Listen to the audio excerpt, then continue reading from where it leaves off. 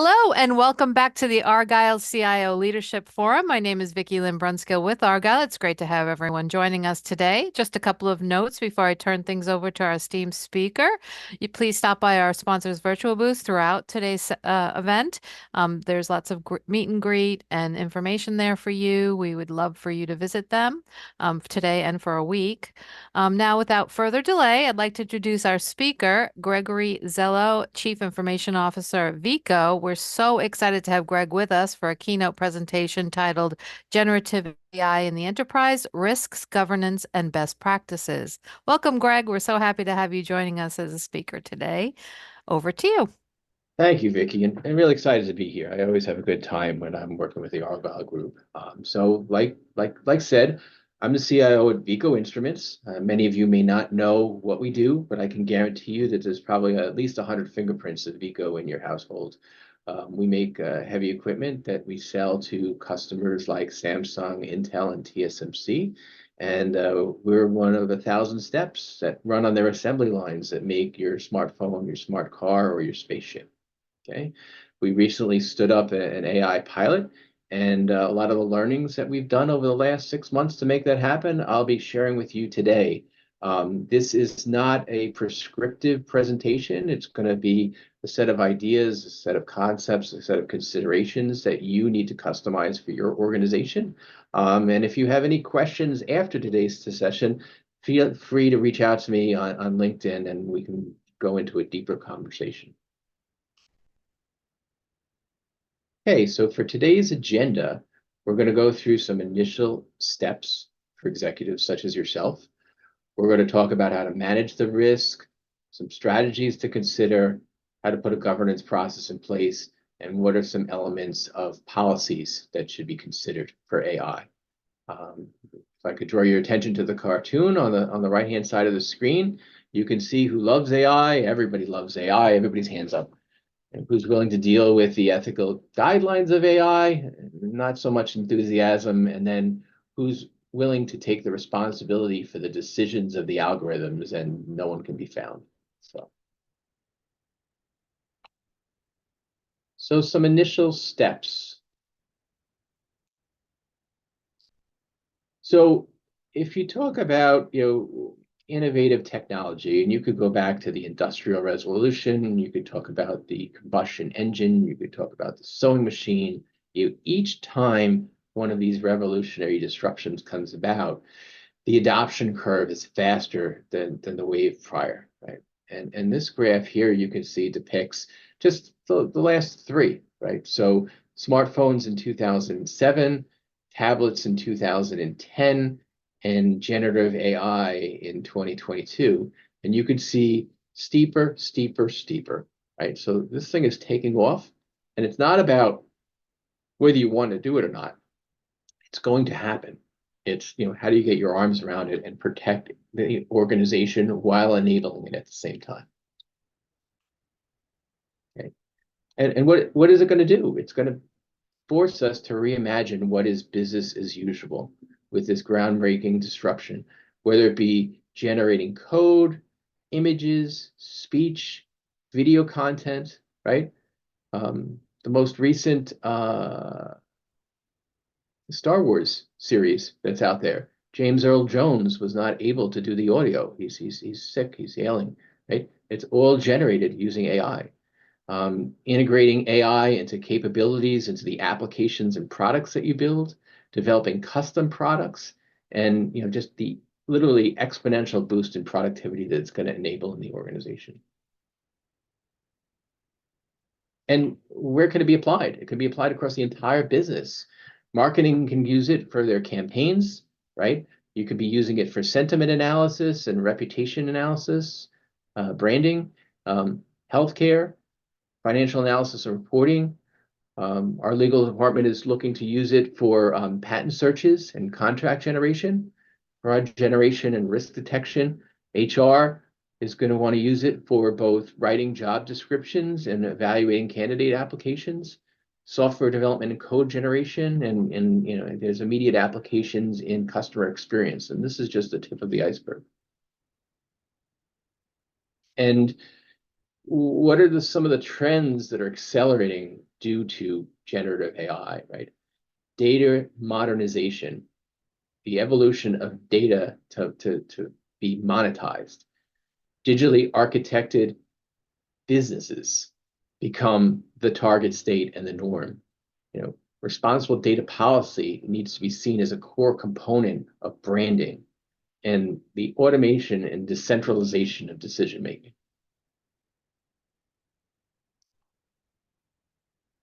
So some initial steps for executives, right? You're going to really want to quickly identify the parts of the business that have the most immediate impact and implement a mechanism to monitor and guide this process, enabling it while protecting the organization. You're going to want to have a cross-functional team of representatives that are able to define the policies, the use cases, the norms, the measurements for success, and take a look at where the technology could aid or disrupt your industry or your value chain. What are the policies that need to be put in place? What's the criteria that needs to be used in order to target the acceptable use cases? What are the partners, the technology vendors that are going to help you stand this up and operate it? And then, what are the legal considerations, the standards that need to be put in place, and how do you support this while maintaining trust in the outcomes across your stakeholder communities? And again, you want to encourage this innovation, but you also want to put some guardrails in place to protect the enterprise at the same time. It's a delicate balance. So managing the risk. So some things to consider. And if we go back to around this time in 2023, Samsung leaked some intellectual property to the cloud. Their engineers put their intellectual property into a chat GPT prompt and sent it out to the internet, right? Not a good thing. They wound up locking it down for a period of time. Similarly, Apple locked it down.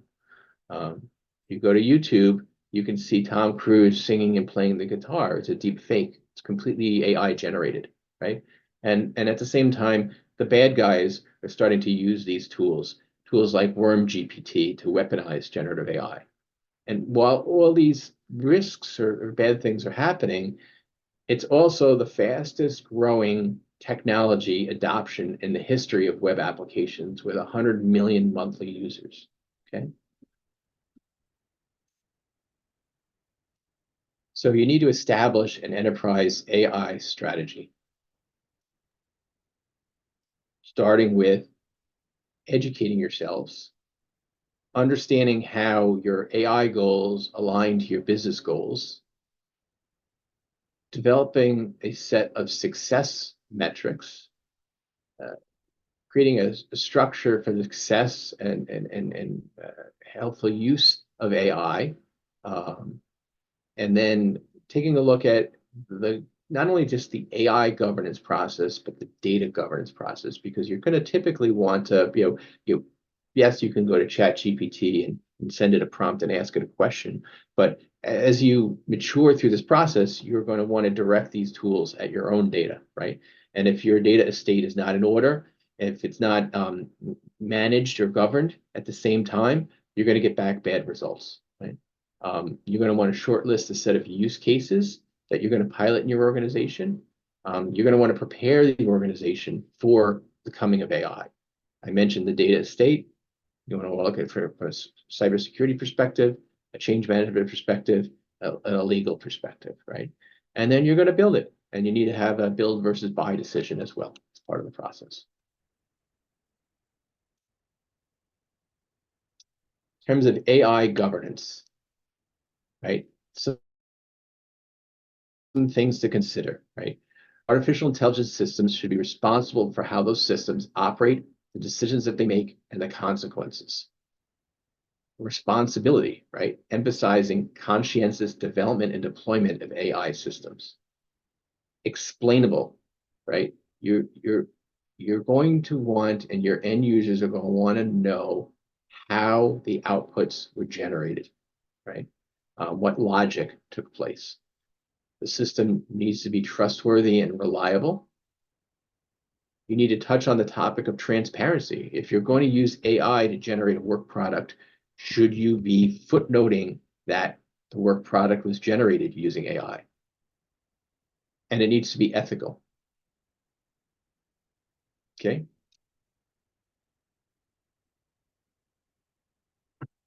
Talking about a governance framework to ensure the ethical, transparent, and efficient deployment of AI. There's 5 dimensions to consider: the strategy, the technology, the risk, compliance, and operational readiness.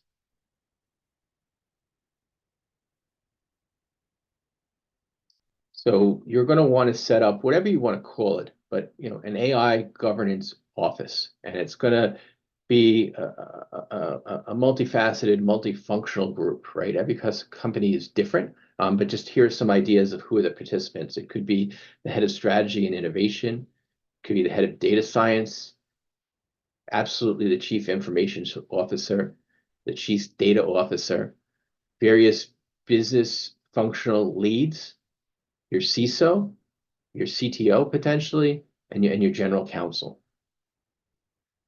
And this group is going to be the group that's considering, evaluating, and doing all the topics that I talk about today. So the strategy dimension, ethics and fairness oversight.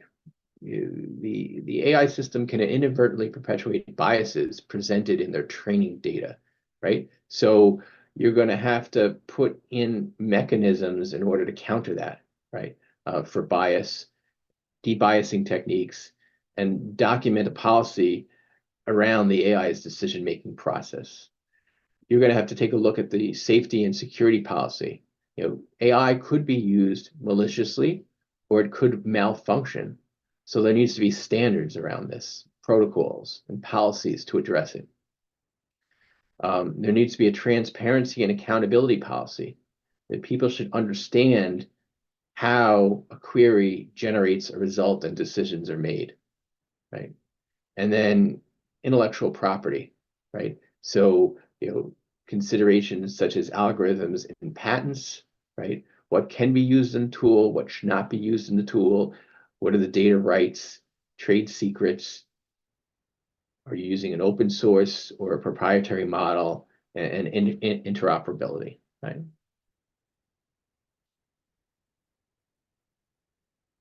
The technology dimension. So you're going to need to evaluate the use case. And again, the concept of inadvertently perpetuating bias needs to be taken into consideration. What are those risks? What are the debiasing techniques? And documenting the decision-making process. You need to take a look at the landscape and review the available governance tools in the market, the cost analysis, the compatibility, scalability, and making the decision whether you want to have a sandbox or a pilot environment.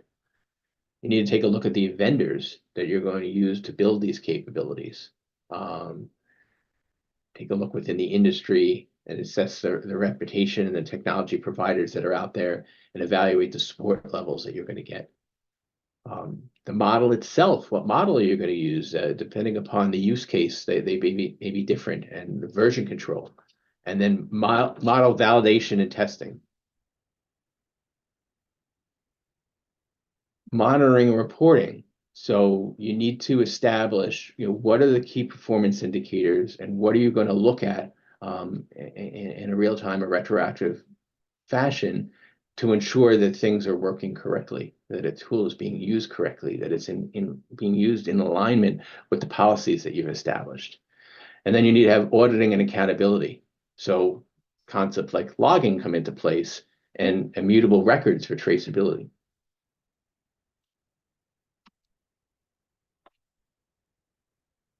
The risk dimension. So with the use of AI comes risk, and you need to have a governance process that takes a look at that risk.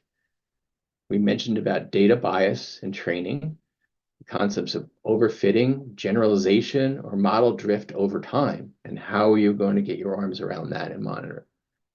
And usage risk. So, are the end users using the models in line with the policy that you put in place, and having transparency around it, addressing privacy concern, making sure that it's in alignment with your values, and is it in line with your security policy and the risks there? And then finally, the legal risks, right? Of what is the liability in the enterprise of the output of the model if it's incorrect, and taking a look at things like employment labor laws.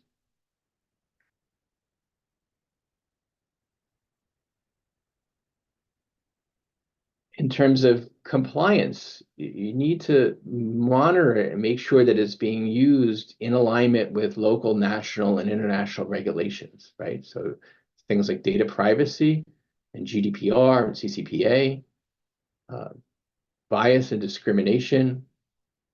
The results need to be transparent and explainable.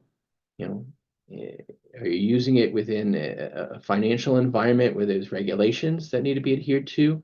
Similarly with healthcare, safety and reliability. Are your use cases, in conflict with something there, right? Are there catastrophic consequences?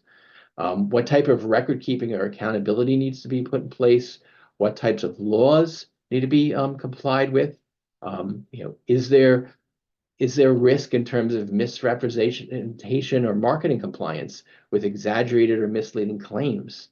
And then, as you start to use your partner community, how do you look at them in terms of their compliance, right, with your needs?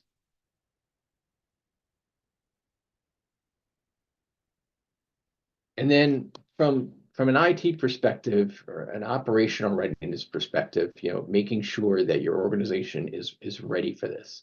So in terms of budgeting, how much is the technology going to cost, and what type of resources is needed to do the care and feeding for these tools, right? What type of infrastructure is ready to run these tools, right? Is your organization ready to maintain the data governance that we mentioned in order to support these tools, data quality, accessibility, and the overall process around that, right? Do you have the right tools to do the monitoring and the maintenance around AI, right? Are your resources trained and ready to operate the tools? Is your business trained and ready to use the tools, right? If you have a poorly constructed prompt, as an example, right, you're going to get bad results back, right?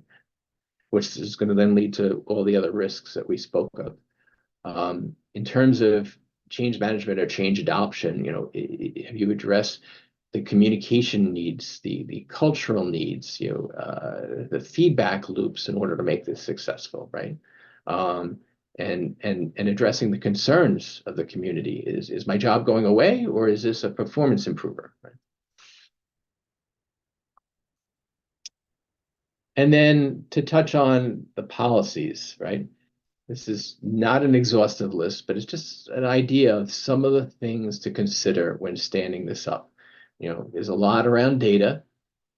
There's, the technology side of it, whether it be the software development lifecycle, code of conduct, vendor management, incident management, any regulations that potentially would come into play.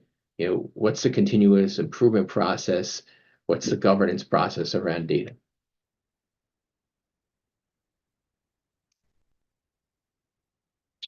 Okay, so that brings me to the end of the presentation. I think we can pivot into some questions. And like I said, if you have any follow-up questions, you can ping me offline, or I believe this deck will be made available, and there's some additional content in the appendix if you need it.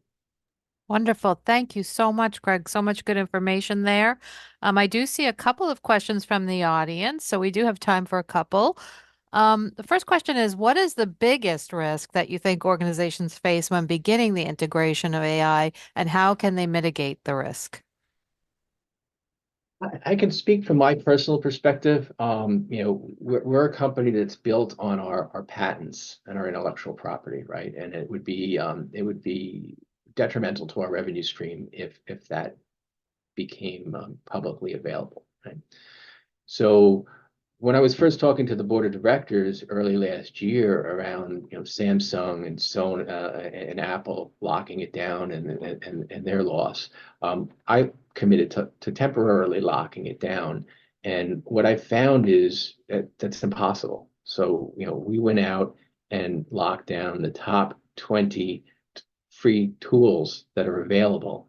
And there's hundreds of tools that are available, and it's an ever-changing list. It would be like playing whack-a-mole. In a company of smart people, if they want to use the tool, they're going to use it. They're going to use one of the ones that's not on your list, or they're going to use one of the ones, that is on your list, but they're going to use it on their smartphone or their personal device or whatnot, right?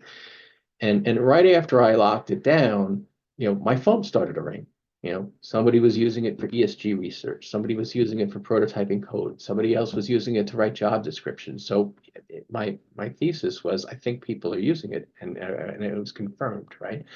So my biggest risk was, how do I get the organization on board with a sanction process so that there's less of a need to go around the process, right? And that at least, is my simple answer was, quickly get something up and available to appease the needs, and do it in a way that it's secure. So, a private instance of ChatGPT 4 on Azure was my solution, right? And allow people to use it, provided that they've acknowledged the policies and procedures, that they've taken the training material, that they understand the risks, they understand acceptable and unacceptable use cases, and get that governance process in place as quickly as possible.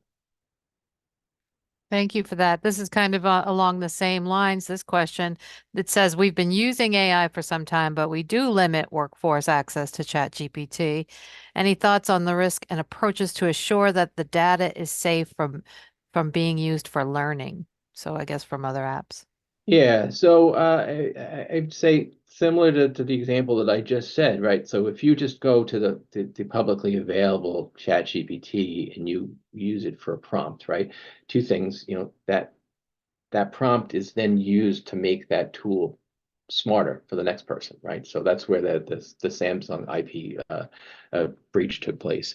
So you don't want that. You want a private instance, which is what we did. It wasn't very expensive, and we used a partner to help us quickly stand that up, right? And then, the next evolution of that was, okay, now let's pivot to a more meaningful use case, and let's start using the tool to point to our data, right? And our data in our case was our our case and our work orders for field service management, and it was the knowledge base articles that were written in order to triage our tools that are out running in the field, with the idea that we would give it to the field service engineers, and they would be able to restore service and do maintenance faster, right? Which has revenue implications, and it also has customer satisfaction implications. So that's kind of, you're going to have to find your own evolution, but that's kind of where it goes from, just a publicly available one to a privately secure one